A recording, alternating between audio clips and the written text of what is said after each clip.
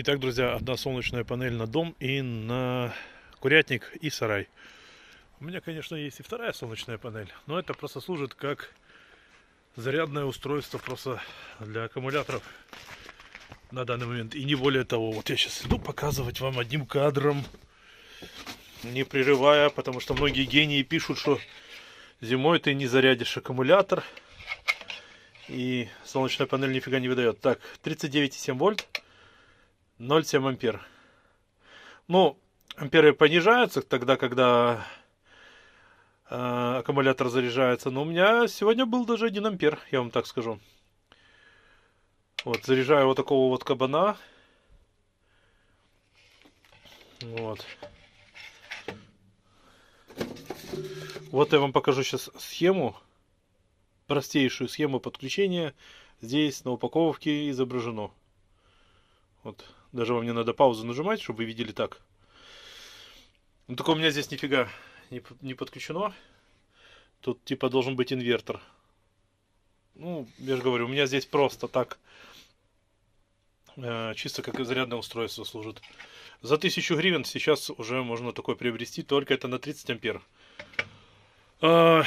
Есть еще вот такое чудо. Но это где-то от 4 до 8 долларов. Где-то так сейчас колебается цена.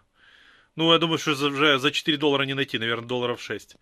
Вот. А сейчас я вам покажу, что у меня работает от солнечной станции, которая у меня находится в другом, ну, в доме, в другом техническом помещении. Сейчас я покажу, что в курятнике, что там в техническом помещении работает и что как запитывает. Итак, мы в нашем курятнике. Вот такая вот вытяжка фурычит. Она ватт 15 потребляет.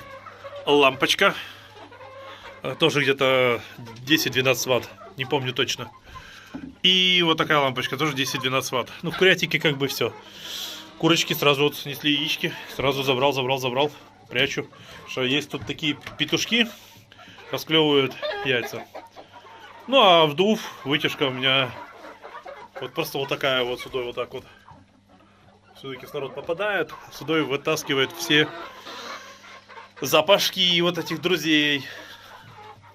Кстати, так, немножко не в тему, но, короче, вот так вот где-то можно за день собрать около сотни яичек.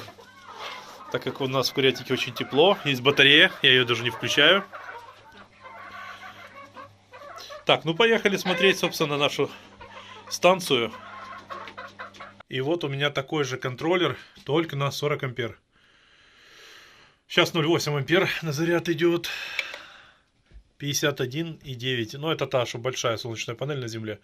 51,9 вольт выдает. Прикол весь этих контроллеров, то, что у них есть USB входы, можно заряжать телефоны без блочка. Причем даже когда вот так выключено. То есть вот показывает, что заряд идет, все круто.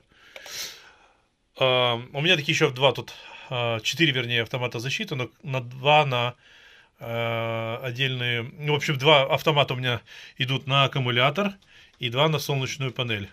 Сначала подключаем, включаем, вернее, когда, ну, мы вот повыключали, первым делом выключаем всегда солнечную панель, потом аккумуляторы.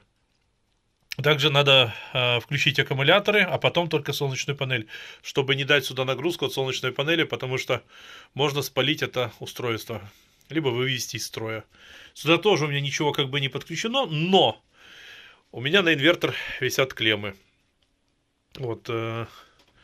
Кстати, такие уже сейчас, по-моему, не найти уже на 40 ампер. Но у меня что-то не получилось найти, пришлось на 30 брать. Ну, я этому не сильно расстроен. Так, ну, а здесь у нас работает инкубатор на 80 ватт. Тоже работают вытяжки. 2 причем, где-то ватт 30. Ну и лампочки. Лампочек дофига, правда, работает. Вот у нас 2 аккумулятора по 62 ампер часа. Или по 64. Что там? 62.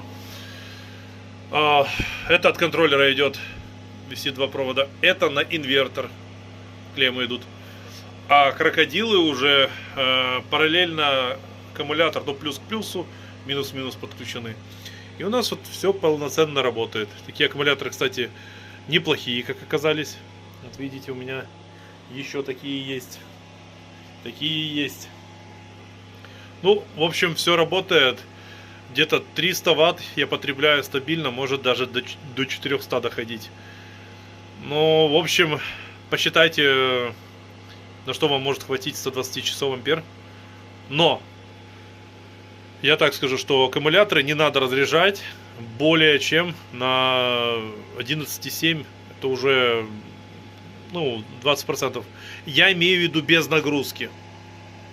Если я сейчас отключу, то тут будет 13 вольт выдавать. Ну, то есть, здесь же показан заряд не 12,6, это нагрузка сейчас.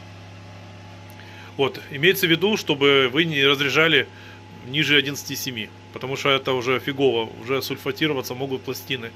Кстати, у меня видео есть на канале, как восстанавливать аккумуляторы. Подписывайтесь на канал, ставьте этому видео лайк, если вам это видео полезное. Вот. Так что, как видите, зимой, в хмурую погоду, не в самую хмурую, можно, в общем, заряжаться. Вот. К сожалению, вечер наступает уже в 4, уже темно, не так, как летом. Но, когда нет солнца, либо дневного света, я заряжаю аккумуляторы зарядными устройствами, если вдруг так критично. Но я не успеваю эти разрядить к утру, и они уже заряжаются у меня.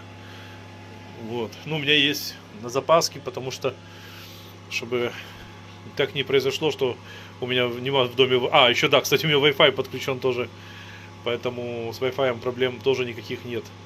Ну и вообще буду ветряк ставить, чтобы оно все в тандеме работало, потому что ветер-то всегда гуляет периодически, время от времени. И всегда можно в любое время суток заряжать, продолжать аккумуляторы, чтобы сильно не просесть. В общем, ну и так параллельно шаровую энергию использовать. Ну вот даже выдает 1,2. Друзья, я вам так скажу, вытяжки для чего работают, где аккумуляторы заряжаются, потому что из них выходят опасные газы, которые вредны для здоровья, очень сильно вредные. Поэтому помещения должны проветриваться, если это кислотно-свинцовые аккумуляторы. Если это какие-то гелевые там, да, или литиевые, то без проблем можете их в квартире, в хате заряжать. Вот. Но кислотно-свинцовые, к сожалению, не любят холод. Поэтому я когда в сарае их заряжаю, я их потом тут же тащу в какие-то теплые помещения. Вот. Но когда они просто функционируют без заряда, так как у меня, видите, заряд идет, нужно проветривать помещение. Когда заряд уже не идет, естественно, водичка не кипит внутри, электролит, поэтому оно и нафиг не надо для проветривания. Ну и вкратце, такую панель можно купить за 110 евро. Такую, чтобы быть точнее, где-то, ну, в районе 3000 гривен можно купить. Можно и дешевле найти, но поштучно не будут продавать, будут продавать пачками, там от 6 штук. Вот.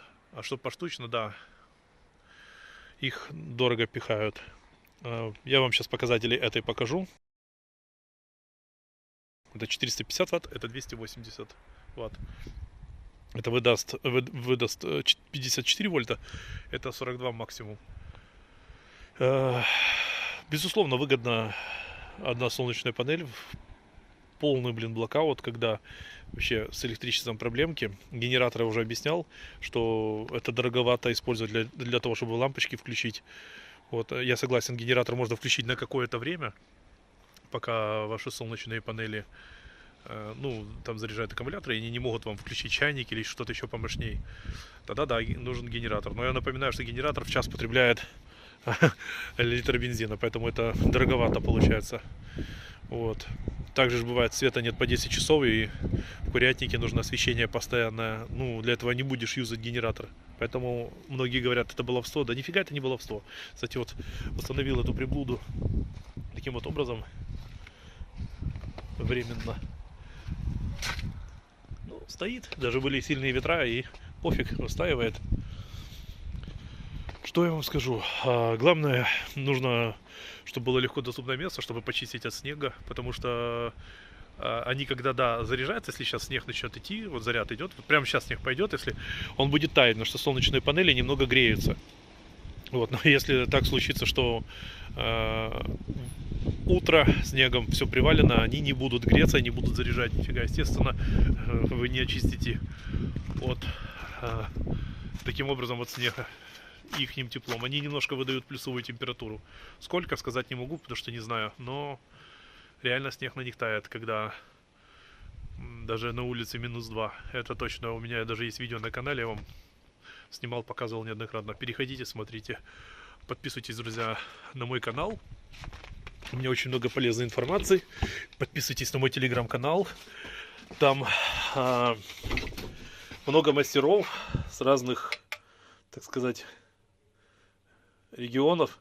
И шарящие ребята по электрике, по всем вот таким вот темам дают абсолютно бесплатный совет. Единственное, мы не нарушаем